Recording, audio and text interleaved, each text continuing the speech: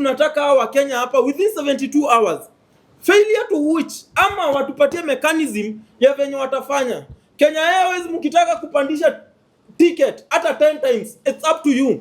Mkitaka venye mnataka, it's up to you. Sisi tunataka serikali iturudishie Wakenya wetu wakiwa hai. And that's why we are appealing to President William Samoei Ruto. Tumeona akizunguka nchi nzima akilaunch mambo yake ya housing. Eka aside pesa ya simiti peke yake, utuletee wananchi wetu wakiwa hai na wakiwa sawa. That is the only thing we want. Asanteni sana. And I want to be clear. Sasa zenye wasichana wanaenda huko ng'ambo, wanaambianga wamelipua transport ya kwenda na kurudi. So transport yao ya kurudi ipo. And that's why tunaambia Alfred Motua, Mdavadi simrecognize because hiyo kiti yenye yako sijui alihurumiwa tu akapewa. So maoni yake ni maoni ya Mkenya wa kawaida.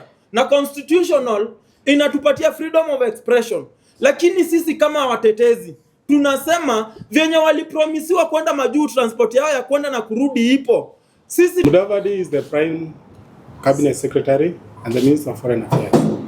We do not question the Minister of Foreign Affairs, but we question the Prime Cabinet Secretary. One illegality is not cured by one illegality. Hakunanga makosa nusu. Unaona? So actually, if you see in our press, we are addressing the PS for Diaspora Affairs, one Njogu, because she's the one directly in charge. And she's the one being sought. And I remember I read media, one of the media, which I'm actually seeing one of the microphones, was actually in public saying that they invited her. They didn't invite Mudavadi to come and speak on the issue, but she didn't show up.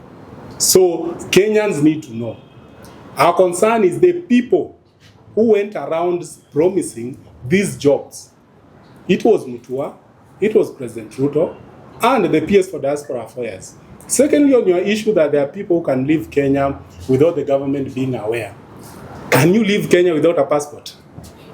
The government is aware of anybody, unless you're saying they're sneaking in through the borders. These people are going through JKIA. They are not sneaking out.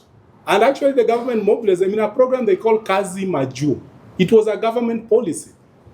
And even in these briefcase companies, if you have a policy, you must have an exit strategy in case something goes wrong.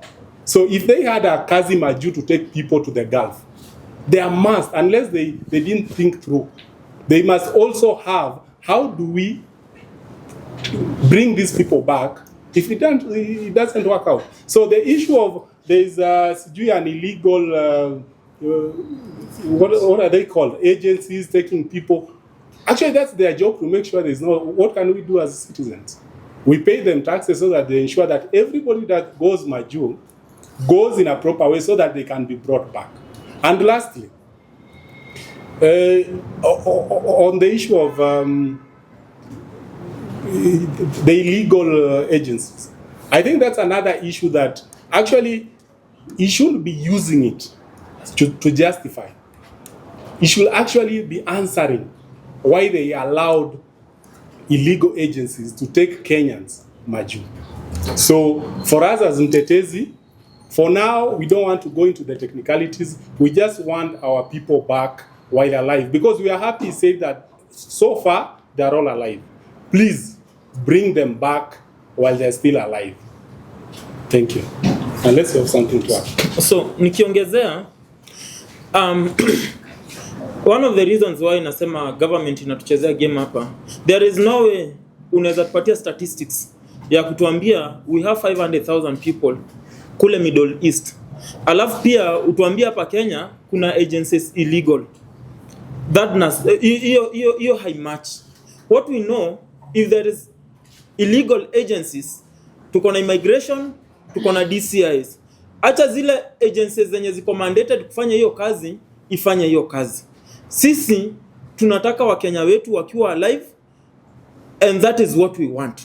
And that's why tunasema hivi, all the relevant agencies wenye wako involved na hii, wenye mulifanya kazi ya kututolea Wakenya wetu hapa mkawapeleka kazi Maju, turudishia. Mulifanya kazi nzuri kwa sababu wamekuwa wakitumia wenzao pesa, lakini saa hizi juu imekataa, turudishieni Wakenya wetu Kenya wakiwa hai. hii kalongolonge yenye mnaanza kusema kuongea mambo ya transport, we know very well wakitoka Kenya passport yao inaenda inachukuliwa, and one of the reasons why passport yao inachukuliwa ni saa zenye contract yao ikiisha urudishiwe passport na travel back to your country. So we know very well their return ticket is well catered for. Asanteni sana. My names are Makolonde Charles. I'm in charge of research and policy at Mtetezi.